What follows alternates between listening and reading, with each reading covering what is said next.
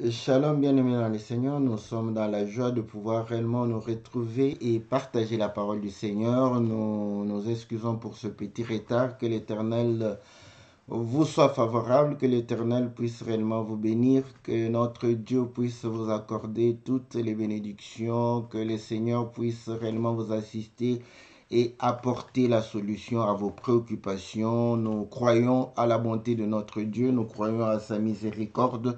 Nous croyons que l'Éternel, notre Dieu, est réellement celui qui nous a accordé la vie et qui nous a donné réellement la lumière pour pouvoir croire en son nom et pouvoir réellement participer à la gloire de son nom. Que Dieu puisse réellement se souvenir de tout un chacun de nous, que l'Éternel puisse accorder à chacun toute la grâce et la miséricorde, car il est bon, il est miséricordieux, il compatit à tout un chacun. Voilà, que Dieu vous soit favorable. C'est votre émission Loin l'Éternel, une émission que vous est présentée par votre serviteur, le pasteur Philippe Muking, une émission qui nous permet de pouvoir réellement partager la parole au travers le cantique. Comme vous le savez, nous mettons un cantique et après quoi nous partageons la parole du Seigneur sur base du cantique. Et aujourd'hui, nous allons pouvoir réellement mettre l'extrait du cantique de notre sœur Agnès qui chante que l'Éternel puisse réellement être loué, célébré, élevé, parce qu'il est digne et qu'il est un Dieu différent. Avant lui, il n'y avait point de Dieu, après lui, il n'y aura point. Nous allons, comme d'habitude, n'est-ce pas, mettre le cantique, après quoi nous allons revenir dans notre studio virtuel. Salutations à tous les bien-aimés qui sont fidèles à cette émission et qui nous soutiennent au travers de leur participation, et tous ceux qui soutiennent avec leur finances. Que le Seigneur vous soit favorable, que le Seigneur vous bénisse, que le Seigneur puisse réellement vous accorder au centuple dans le nom précieux et glorieux de notre Seigneur Jésus. Et sans plus tarder, aujourd'hui nous allons passer directement au cantique. Nous allons suivre la sœur Agnès et après quoi nous allons revenir dans notre studio virtuel. Que le Seigneur vous soit très favorable, que le Seigneur vous bénisse dans le nom précieux et glorieux de notre Seigneur Jésus. Amen.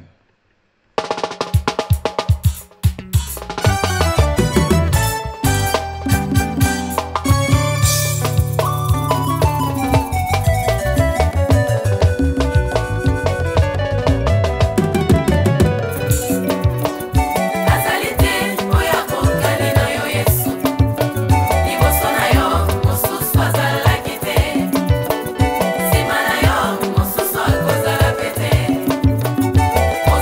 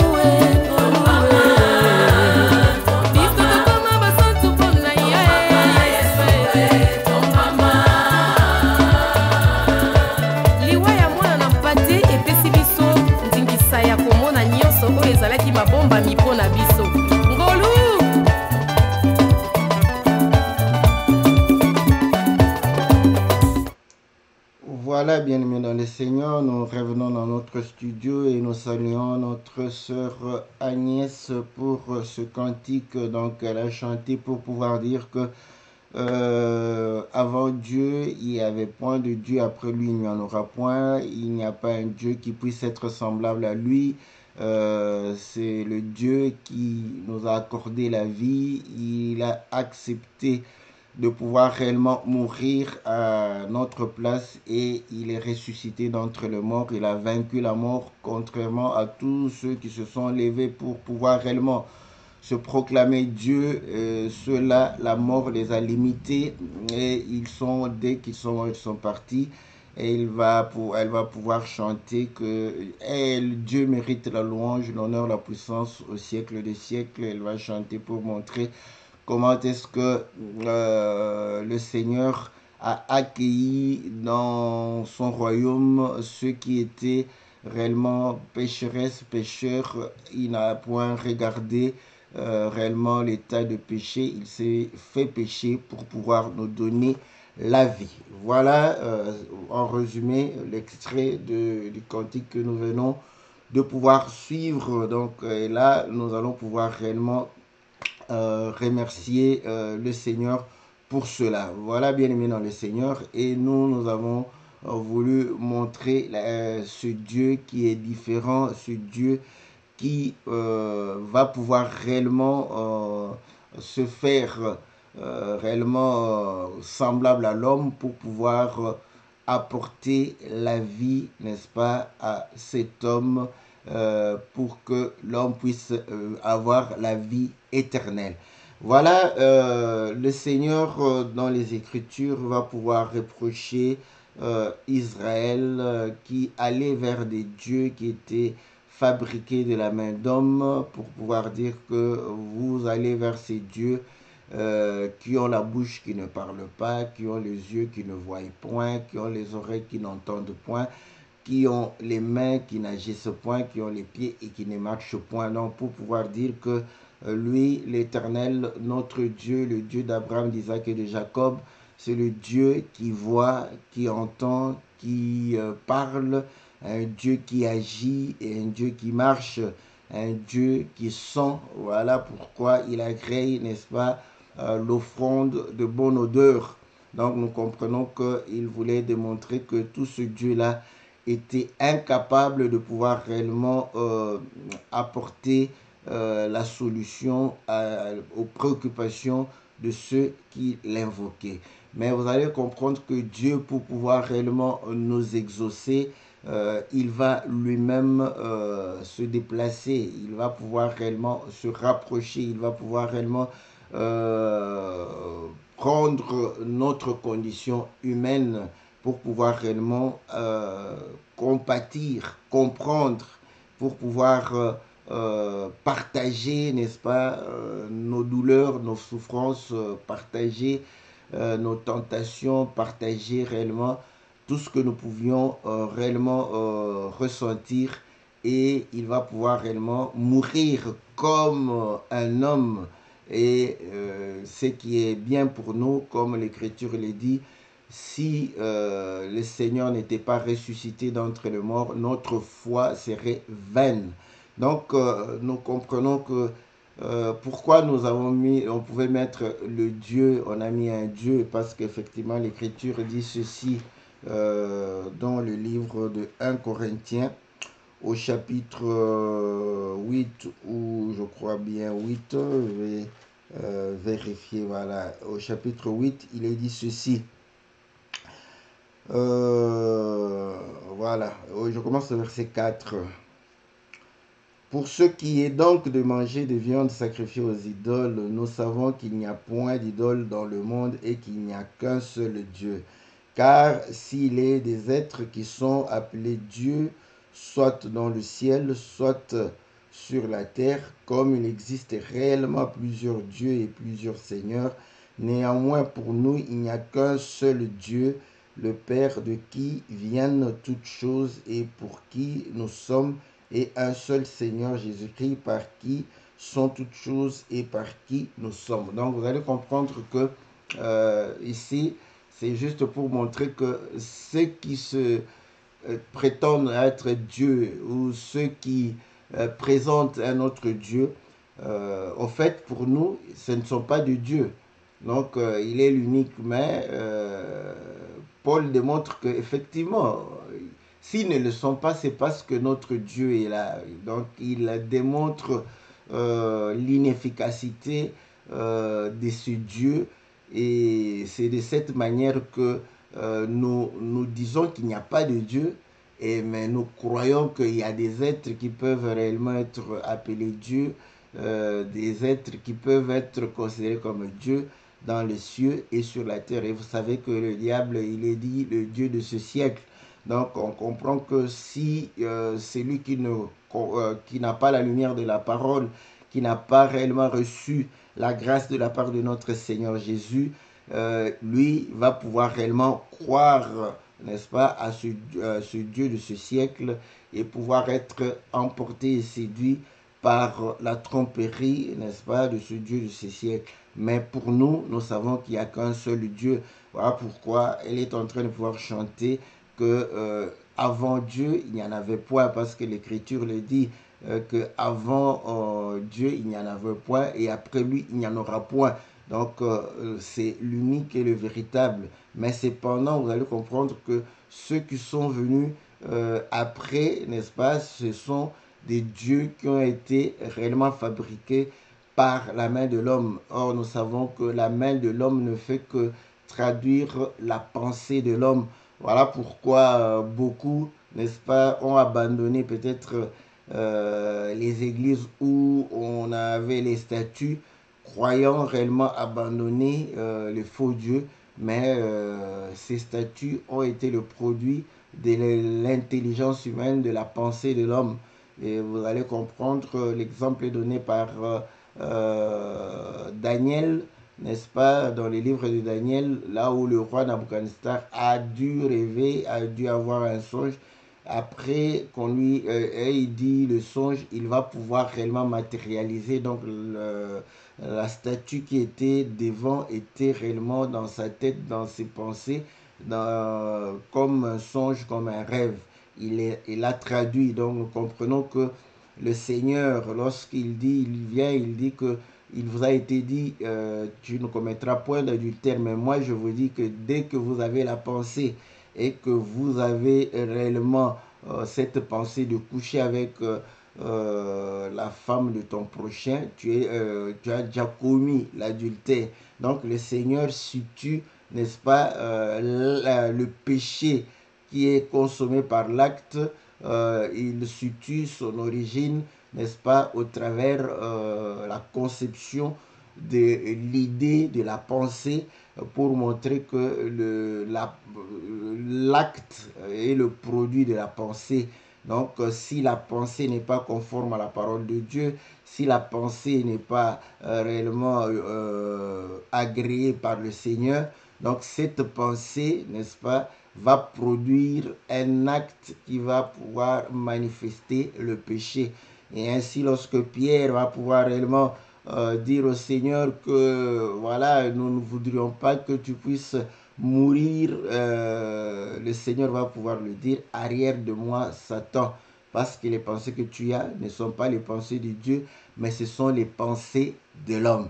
Donc, vous allez comprendre que ce Dieu, n'est-ce pas, va accepter de pouvoir mourir. Mais pourquoi il accepte de pouvoir mourir? Parce que, en fait, il avait déjà démontré que la vie vient de la mort. C'est dès le commencement, c'est ça. Dès le commencement, il a démontré que la vie venait de la mort. Bon, mais nous savons que la mort est venue après. Mais je vais essayer de pouvoir le montrer autrement, n'est-ce pas? Parce que c'est sur le plan prophétique que je le dis. Hein, je le dis que la vie vient de la mort. Je lis l'écriture de Jean chapitre 12. Jean chapitre 12, Vous allez voir au verset 20, on dit ceci, quelques Grecs du nombre de ceux qui étaient montés pour adorer pendant la fête s'adressèrent à Philippe de Bethsaïda en Galilée et lui dirent avec insistance, Seigneur, nous voudrions voir Jésus.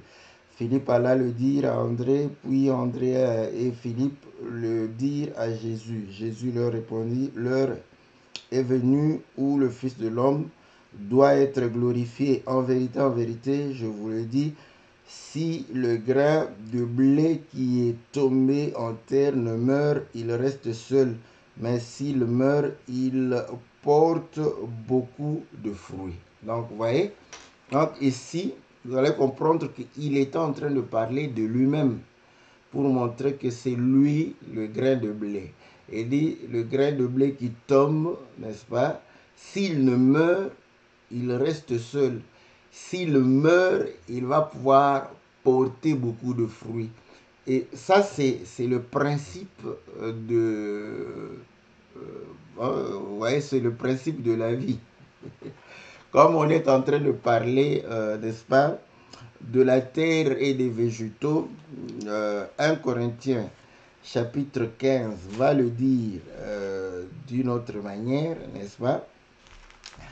Au verset 1 Corinthiens chapitre 15, au verset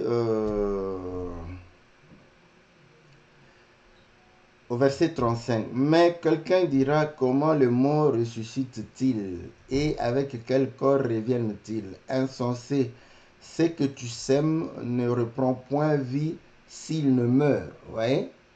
Donc, et ce que tu sèmes, ce n'est pas le corps qui naîtra, c'est un simple grain de blé peut-être ou de quelque autre semence, puis Dieu lui donne un corps comme il lui plaît. Et à chaque semence, il donne un corps qui lui est propre. Donc ici, vous allez comprendre que Paul est en train de parler de la résurrection. Donc de la vie après la mort. Donc ça, je voudrais réellement qu'on puisse comprendre que c'est ça aussi ce qui fait que Dieu soit différent. Parce que ceux qui présentent un autre Dieu, vous allez voir que ce Dieu-là, comment va-t-il vous donner la vie? Dieu donne la vie par la mort.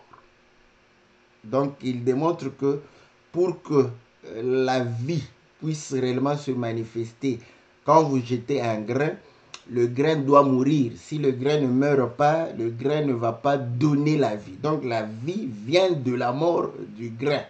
Voilà. Or, au commencement, vous allez voir que le Seigneur va pouvoir dire, nous sommes dans le livre de Genèse, Genèse chapitre 1, au verset 12.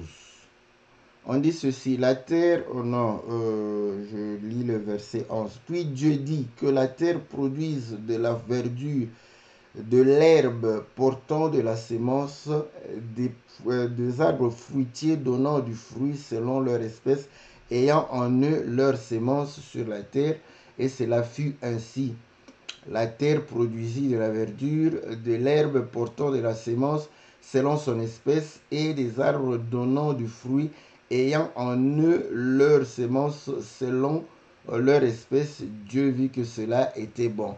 Ici, on a l'impression, vous voyez, on a l'impression que la terre a donné. La terre ne pouvait pas donner, n'est-ce pas, sans que la sémence qui fut mise en elle puisse réellement produire. Donc, mais quelqu'un va pouvoir me poser la question, mais comment Dieu a placé la sémence et pourtant il a simplement parlé. Ésaïe va répondre à cette question. Va répondre. Nous sommes dans le livre d'Ésaïe 55. Ésaïe 55. La parole de Dieu dit ceci au verset 9. Autant les cieux sont élevés au-dessus de la terre, autant mes voix sont élevées au-dessus de vos voies et mes pensées au-dessus de vos pensées. Comme la pluie et la neige descendent des cieux et n'y retournent pas sans avoir arrosé, fécondé la terre et fait germer les plantes. Vous voyez? Donc, vous allez comprendre que il démontre que comme la pluie descend des cieux et ne peut pas retourner au ciel sans pour autant, n'est-ce pas, produire le travail pour lequel elle a été envoyée, elle va pouvoir ensemencer. Vous voyez? Donc la sémence de la terre vient d'en haut. Donc il va comparer ceci à quoi? Il va dire, voilà, sans avoir donné la sémence au semeur et du pain à celui qui mange, ainsi en est-il de ma parole qui sort de ma bouche. Vous voyez? Donc sa parole, quand il a dit que la terre, donc c'est cette parole qui est allée ensemencer la terre. Donc mettre la sémence. Et la parole est une sémence. Lui-même va démontrer, n'est-ce pas, que la parole est une sémence. Matthieu chapitre 13, un semeur est sorti. Quand il dit que c'est comme un homme qui a écouté la parole. La parole est une sémence. Vous voyez, cette parole vient, n'est-ce pas, dans la terre. Voilà. Mais pour donner la vie à la terre, pour que la terre puisse manifester la vie, cette sémence doit mourir.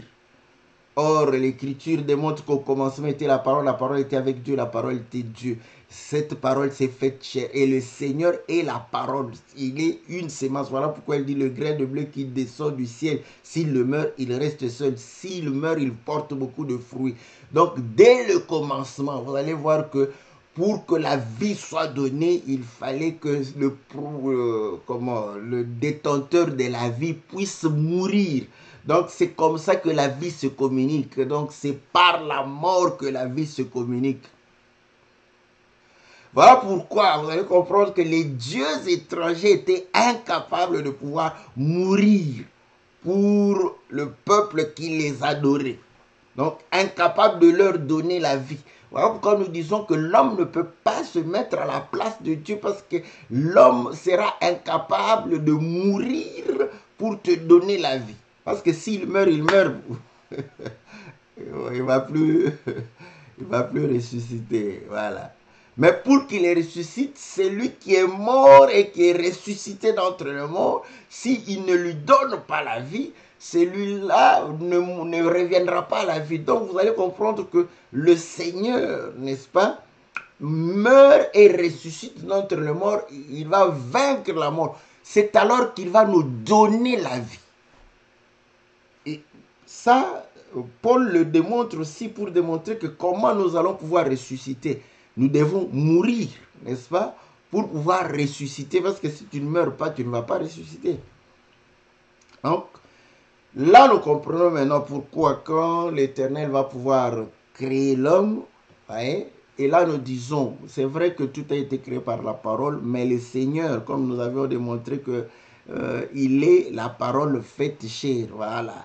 Donc pour pouvoir créer l'homme, il a fallu qu'il portasse le corps, la chair, n'est-ce pas, semblable, n'est-ce pas. Bon, pas quand je dis semblable, le terme ne sera pas correct. Hein. Je le dis semblable, non pas par rapport à la nature, parce que les termes bibliques sont spécifiques. L'Écriture dit semblable, quand il le montre que semblable, c'est pour pouvoir démontrer que ce corps doit mourir. Mais je sais que quand Melchisedec est venu devant Abraham, il n'a pas vu un homme qui brillait. Donc, il a vu un homme semblable à lui. Donc, un homme comme lui. Voilà. Donc, quand Abraham a dû manger avec le Seigneur, donc il a vu que c'était un homme normal. Vous voyez? Donc, c'est dans ce sens-là que je suis en train de pouvoir dire qu'il a porté un corps. Voilà. Mais ce n'était pas vraiment semblable à nous. Pourquoi? Parce que ce corps n'est pas passé par la naissance. Voyez. Donc ce corps était un corps, bon, comment les théologiens appellent ça, théophanique. Voilà. Donc vous allez comprendre que il va pouvoir rassembler la terre, former l'homme, mais l'homme n'était pas, donc l'homme n'était pas encore un être vivant. Mais il était déjà homme, mais il ne vivait pas. Vous voyez? Donc c'est là où je démontre, je suis en train de pouvoir dire que la vie de cet homme est venue, c'est une image, hein, donc il était là comme un cadavre, comme une, voilà, un corps sans vie, hein, sans vie. Bon, si on peut parler comme ça, sans vie.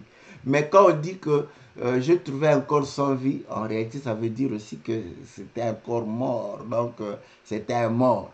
Vous voyez? Donc, c'est vrai que ce langage de dire la mort, c'est un peu compliqué. Les termes qui conviennent, c'est il était un corps sans vie. Mais c'est aussi synonyme de la mort. Voilà. Voilà pourquoi il a fallu que le Seigneur puisse souffler dans ses narines. Donc, normalement, vous voyez, quand vous avez quelqu'un qui fait soit crise cardiaque ou qui perd connaissance, tout ça, et qui ne respire plus, vous voyez, on lui fait parfois bouche à bouche, ou bien on peut souffler dans ses narines, hein, pour lui permettre de respirer. Ces gestes-là, ça sauve. Mais vous allez comprendre que l'homme qui le fait, je prends ça juste pour illustrer, l'homme qui le fait, n'est-ce pas, ne le fait pas en position debout, parce que c'est lui qui est sans vie, qui est dans l'inertie, qui ne bouge plus, qui ne respire plus, est allongé. On ne va pas le lever pour pouvoir souffler en lui.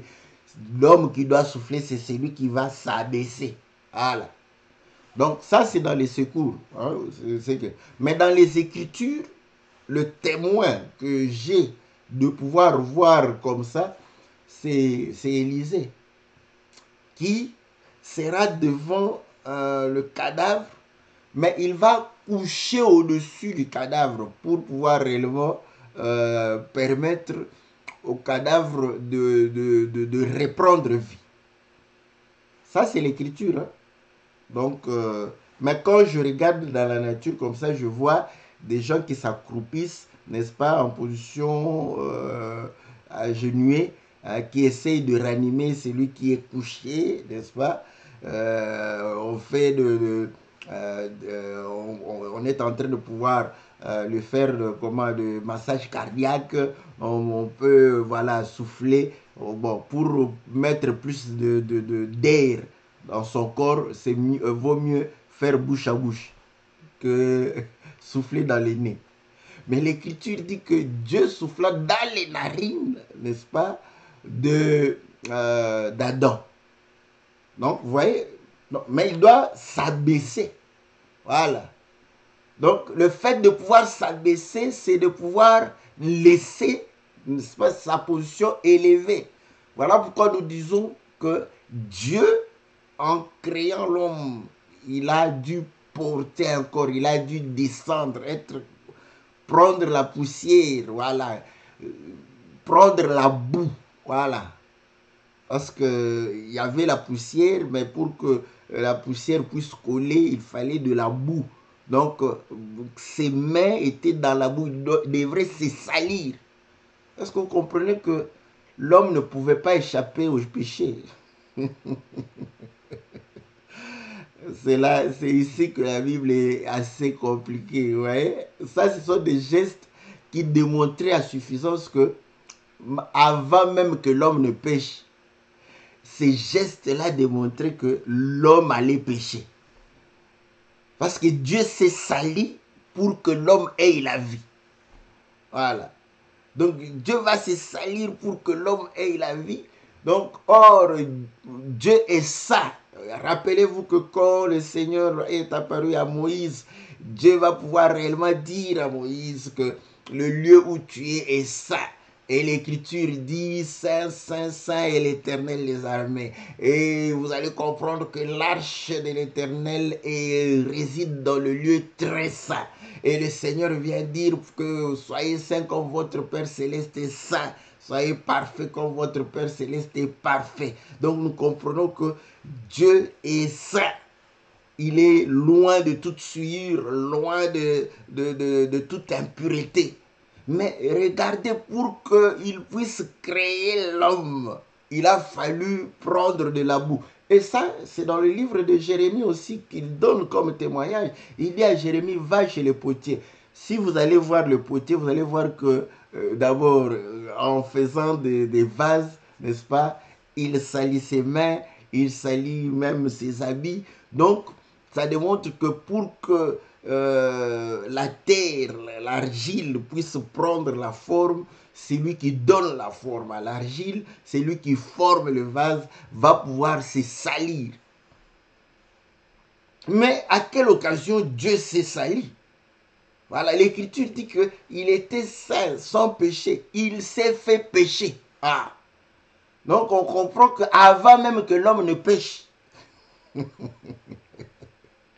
voilà pourquoi quand les gens se posent la question, mais Dieu a mis le bien et le mal devant l'homme. Il a dit choisis le bien.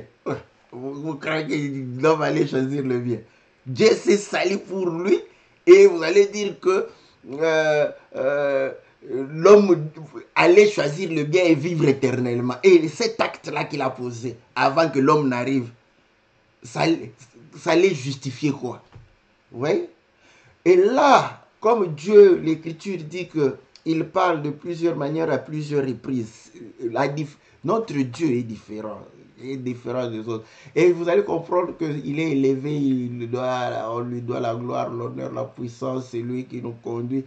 Et les serviteurs de Dieu devraient avoir la nature de Dieu, être différents des autres serviteurs. Parce qu'ici, vous allez comprendre que le Dieu créateur, pour que la vie soit donnée à l'homme, il s'est abaissé, il s'est humilié. Voilà pourquoi je dis que dans une église de Dieu, le serviteur de Dieu doit être humble, doit servir, doit être un serviteur. Vous voyez? Il n'est pas seulement serviteur de Dieu, mais il doit être serviteur aussi du peuple de Dieu, pour que le peuple de Dieu ait la vie. Parce qu'il doit être imitateur de son Dieu. Dieu lui-même s'est sali pour que l'homme ait la vie. Et là, vous allez comprendre que quand les gens ne comprennent pas ça, les serviteurs seront des petits rois. Quand vous voyez dans une église où les serviteurs, c'est un petit roi, donc comprenez qu'il ne sert pas notre Dieu. Notre Dieu est différent des autres dieux. Vous voyez? C'est un Dieu différent parce que c'est un Dieu qui accepte de s'humilier. C'est un Dieu qui accepte de prendre le bas de l'échelle. C'est ce Dieu-là. Pour que les gens aient la vie. Il sait. La vie ne peut pas se donner sans que Dieu ne puisse s'abaisser. Sans que Dieu ne puisse s'humilier. Donc là, vous allez comprendre, comme il parle de plusieurs manières à plusieurs reprises, vous allez voir aussi que par rapport à Adam, à Ève, vous voyez, pour que Ève soit manifestée, il fallait que Adam puisse se coucher, mourir. Parce que c'est comme ça, c'est le principe de la vie. Adam devrait s'abaisser pour que Ève ait... Voilà pourquoi même quand la femme, on dit accoucher.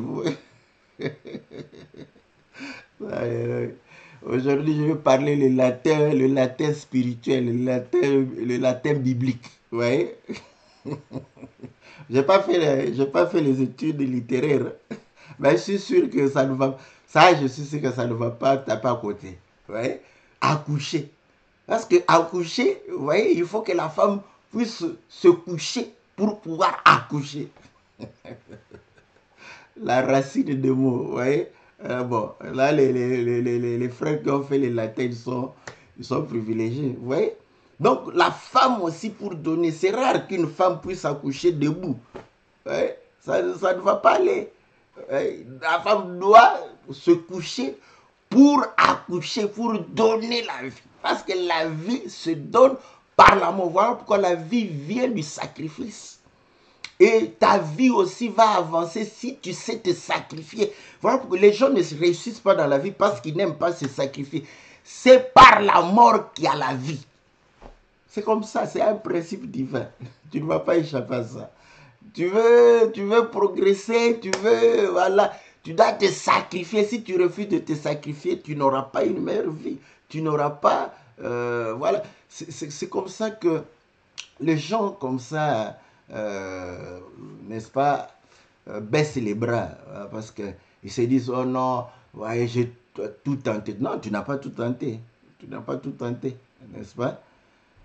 Donc, parce que le Seigneur a dit, cherchez, vous trouverez. Donc, tant que tu ne trouves pas, tu dois chercher. C'est l'écriture. Ouais. Donc, vous allez comprendre que la vie, c'est le principe de la vie. C'est le principe de la vie. C'est par le sacrifice. La mort peut être, comment, exprimée en termes de sacrifice. Parce que le sacrifice, c'est ça. Sacrifice, c'est le sacrifice. Donc, la vie est donnée au travers le sacrifice. Il n'y a pas de vie sans sacrifice. Tu ne veux pas te sacrifier, tu n'auras pas la vie. Si tu ne veux pas te sacrifier, tu verras que même la vie de la parole, tu ne l'auras pas. C'est comme ça. On peut beau te prêcher, mais tu dois te sacrifier pour que la vie de la parole se manifeste en toi. C'est que nous tous, c'est le même... Seigneur Jésus. Voilà. Bon, je sais, je le dis, je le répète, il y a des gens, n'est-ce pas, qui donnent une très bonne éducation à vos enfants. Je vous en supplie, ça va les aider. Ils auront l'impression comme s'ils vivent naturellement la parole et pourtant ils font beaucoup de sacrifices. C'est comme ça, c'est mieux maintenant de te sacrifier mais de ne pas sentir. Comme l'Écriture dit, l'homme habitué à la souffrance. Voilà. Donc, quand tu arrives à cet état-là, de souffrir sans pour autant être moralement touché, abattu, ah, tu es quelqu'un d'heureux, tu es quelqu'un que Dieu a fait la grâce. Parce que je comprends bien, je sais très bien que la peine qu'on a pour pouvoir servir le Seigneur, pour pouvoir, quand c'est lourd, on baisse les bras. Mais quand ça devient léger, comprends que Dieu t'a fait grâce. Donc tu es passé dans beaucoup d'étapes. Quand la parole de Dieu, quand tu souffres pour le Seigneur, comme les disciples, vous voyez, ils étaient chicotés, après ils glorifiaient le Seigneur. Ils ne ressentaient plus rien. C'est comme, vous voyez, les gens, chez nous, au Congo, il y a, je ne sais pas si c'est vrai, hein, moi, des histoires comme ça, je ne croyais pas, mais je prends ça parce que je me dis, oui, ça peut être ça. On nous disait qu'il y avait les gens qui étaient au Bandundu là-bas, qui avaient des fétiches qui faisaient que si vous le tapez, il ne sent rien. Non, il ne sent rien, vous pouvez taper, il ne va rien sentir. Donc, apparemment, c'était pour que les femmes accouchent, hein, je ne sais pas comment, bon. Bref, mais du moins, je vois que non, au moins les pôles qui ont été chicotés, qui ont été persécutés, mais ils glorifiaient le Seigneur. Moi, il me dit, ah, moi, si on me tabasse ici, je vais, je vais lui dire, ah, Seigneur, bon, pour la gloire du Seigneur. Mais ça, c'était différent chez eux. Ils glorifiaient vraiment le Seigneur. Ils étaient dans la joie d'être frappés pour le Seigneur. Vous voyez? Donc, ils ne ressentaient plus cela. Donc, c'est plus que ce que les gens du Bandundu faisaient. Si Dieu t'amène à cette étape-là, hein, non, tu vas servir le Seigneur dans la joie. Parce que la parole de Dieu ne sera plus une corvée pour toi. La parole de Dieu ne sera pas lourde pour toi. Cette parole, comme le Seigneur a dit, venez à moi, vous tous qui êtes fatigués, n'est-ce pas? Tu vas sentir le péché lourd, tu vas sentir réellement la mauvaise vie, il y a un poids sur toi. Vous voyez? Quand tu vas déposer et les instructions du Seigneur, la parole, les commandements du Seigneur vont devenir faciles. Pourquoi? Comme le Seigneur. Vous voyez, la mort pour lui, ce n'était rien. Parce qu'il savait qu'il allait ressusciter d'entre les morts. Voilà. Mais quand, je répète toujours parce que quelqu'un va dire, mais pourquoi? Non, non, non. Quand il a dit, éloigne de moi cette coupe, la coupe, c'était c'était de porter le péché. C'est disant, oh là là là là là là, je ne veux pas me salir. Si c'est possible que je ne puisse pas me salir, mais toutefois que ta volonté soit faite. Et la volonté de Dieu, c'était qu'il portasse les péchés du peuple. Sinon, on ne serait pas sauvé.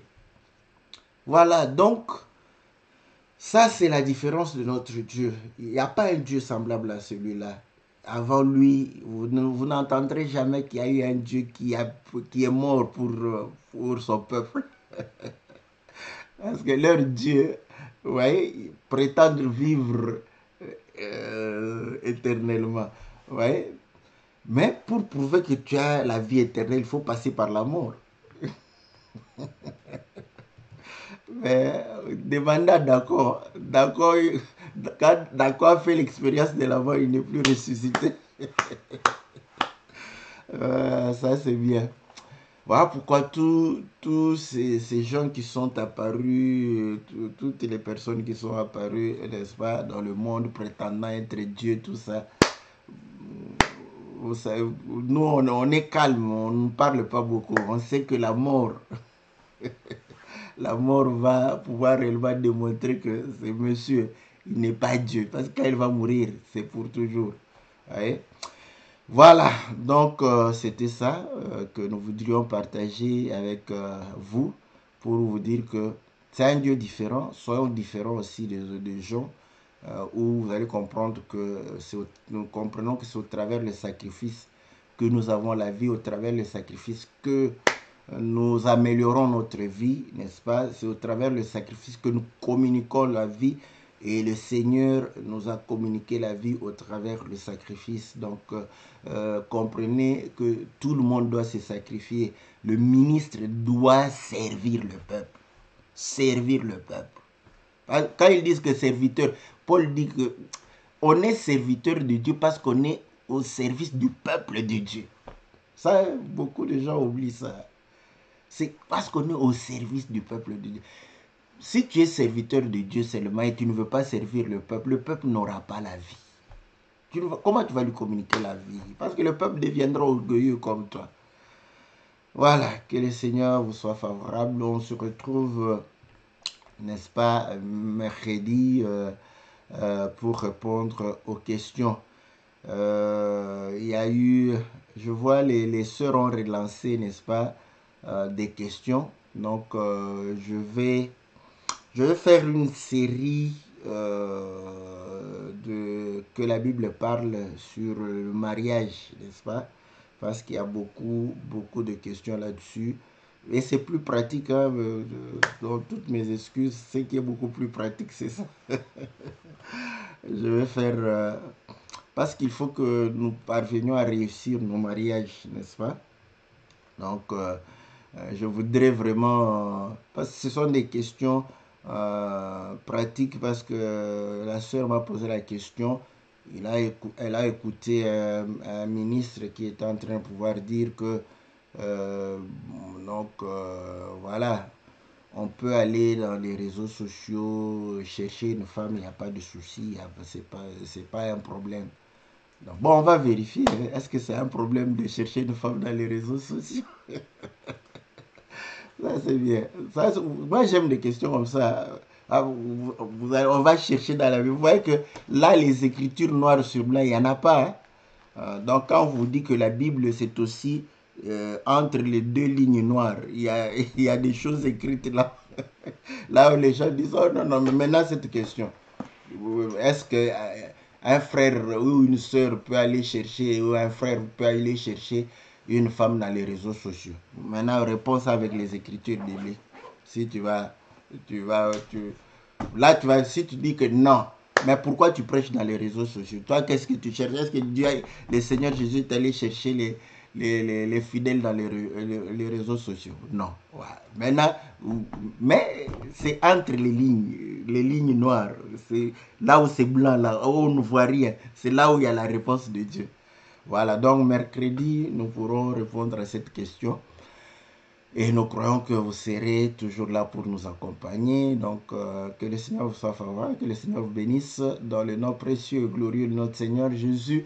Toutes nos excuses, on avait commencé avec un petit retard. C'est indépendamment de notre volonté. Sachez, comme je le dis toujours, on est, n'est-ce pas, on a des activités, on a des responsabilités. Donc, il peut y arriver que nous puissions, n'est-ce pas, commencer en retard ou bon parce qu'effectivement